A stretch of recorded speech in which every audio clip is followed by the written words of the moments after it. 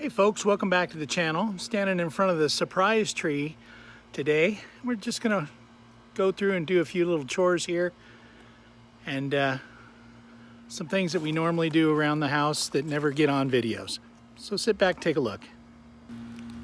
Today I'm going to change my marine water filter that I use on the avocado trees. The water that I use on the trees, the roses, the limes, figs, and the avocado trees. This is the surprise tree. You can see it's cooled off from the high hundreds and we're in the mid 90s now. We're getting all kinds of nice new growth on this. This would be the north side of the tree here. We got some scorching temperatures, as you know, a week or two ago. And even in the places I had whitewashed, you can see how it burned through some of that whitewash there. Now I may come back and remove and trim some of these, but you can see all the new growth that's starting to come in also. Plus the avocados are still on there. They made it through. We got a lot of nice new growth on this. So let's go take a look at the water filter that I was talking about, show you what it does and change that out. So here we're going to take off this old one here. What I actually want to do is see, man, this thing's on there. Break that loose, there we go. I want to see how much this weighs and how much sediment it caught. And so I'm going to get this off and we'll go in there and we'll weigh a new one and we'll weigh the old one. So again, this is the RV and marine water filter. Let's take a look at what these do and what they remove. You can read there, you can stop the video and take a look. But it does remove a lot of things and the chlorine and everything out of here. So let's do a quick measurement on what a new one weighs here. And what the old one I took off weighs. We got 14.2 ounces. Let's take a look at the old one I just took off. You can tell it's heavier. So let me clear this real quick. Let's see what we got here. 1 pound, 4.6 ounces. So big difference on what this caught for about a year as opposed to a new one. So what is that, about 6-7 more ounces? So that's the sediment and heavy metals and things that we took out. Again, from our water system here that waters all our plants and roses and everything in the backyard.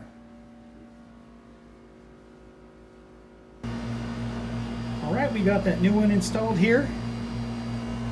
You can see it has a spot for the date, which I'll put. I should have put it before I put it on, but I didn't. So it has that spot on there.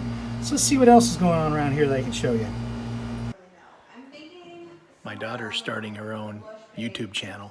Let's go in and take a look at it. I don't know if you can hear her in the background. My group on Facebook is called Go Bush Boutique Babes. So right now I'm brainstorming, but I think that keeping it simple is going to be better, and we should just call it Go Bush Babe. Go Bush Babe. Your lighting is awful, Dad. If you guys don't know my dad, the Elsinore Gardener, I will link his channel below also. Hey. He's recording me right now. So yeah, I'm just gonna go ahead and do it. Let's just do it. We're gonna push the button and we're gonna do it. All right, here we go. Guys, this is the time. Okay, a new Google account with its own settings. Wow, okay. Here we go. What are we gonna be? Gold. I'm typing with one hand and holding the camera with one hand. That's kind of a yikes. Gold blush babe.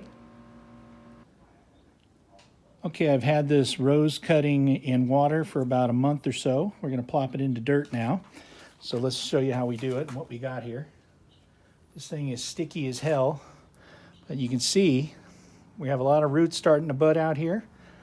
So right now what we're going to do is in the pre-prepped soil that I have here of Top Pot that I use when I plant all my avocados and all my things that I want to grow well, we're just going to I'm not going to push it in where I jam the roots into the soil.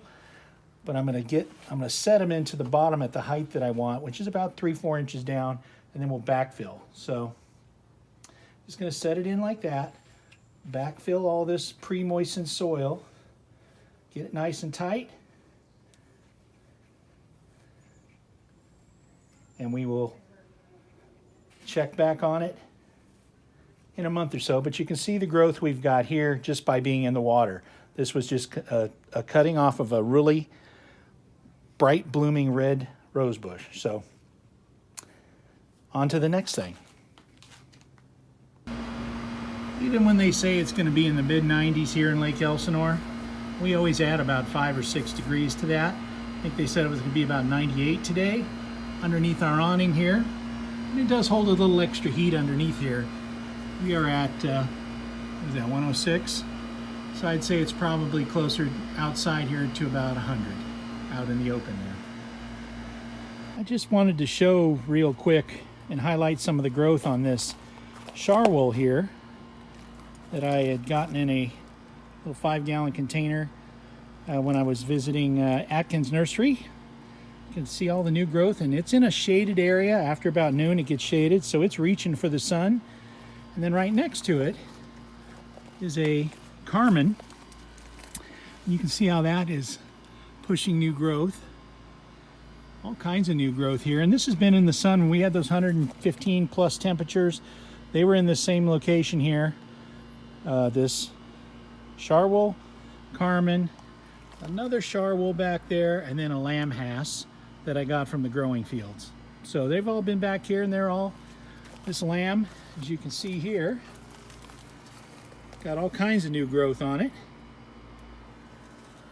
since it's been put in this trash can, which we did a video on a few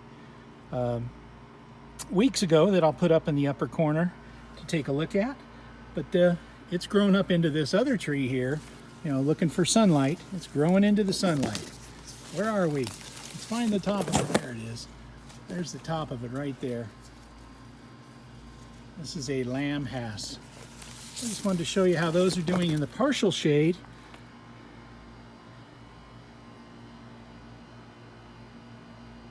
Quick look at my 3 Moringa trees that I started from seed beginning of the year. You can see how these things grow. They're, you know, that's about 7-8 foot in the air, 1 foot for the pot, so it's about 7 feet tall. This one's about 5, and this one's about 6. All started from seed and growing like weeds. Look up moringas. You can actually pick the leaves off this thing, which I'll do here real quick. They have a peppery taste. You can put them in salads and things like that. This particular one here is starting to flower. It'll then put off pods with seeds in it. I guess the flowers are edible, the leaves are edible. It's called the miracle tree. They're growing really nicely here all through this 115-degree heat. They did really well. The Squirrel Chaser 2000 on the job, sort of.